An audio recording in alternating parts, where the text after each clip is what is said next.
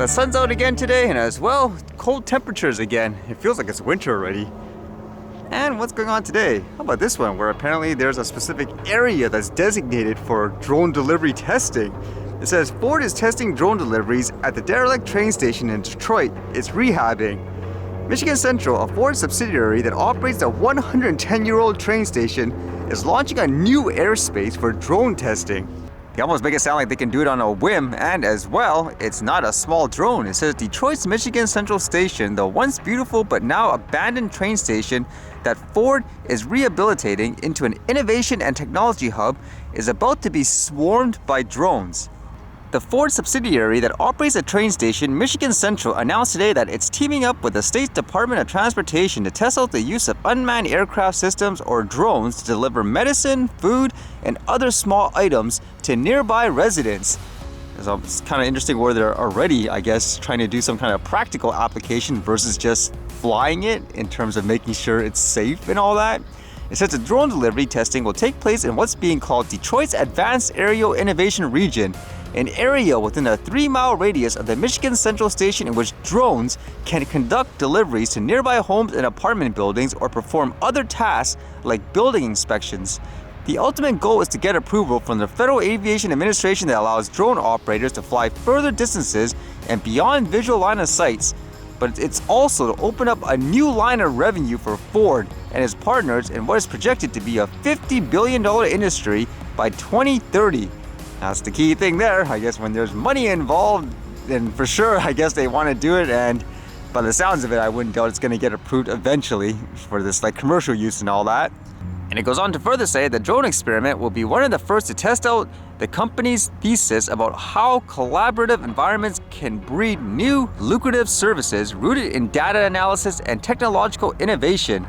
In addition to Michigan Central, MDOT, and New Lab, the drone deliveries will also bring in a cloud-based software provider called Airspace Link, which has FAA approval for drone testing. It makes me wonder, with that airspace, does that mean no recreational flyers down there? Because that's kind of what people said before, where slowly the airspace is going to be commercialized and you're going to have no place to, quote, fly ultimately. It's one of those things too, when you think back, all those people say, just a couple of bucks or whatever, just do it. Well, look what happens afterwards, I guess, huh? I guess we'll have to wait and see ultimately.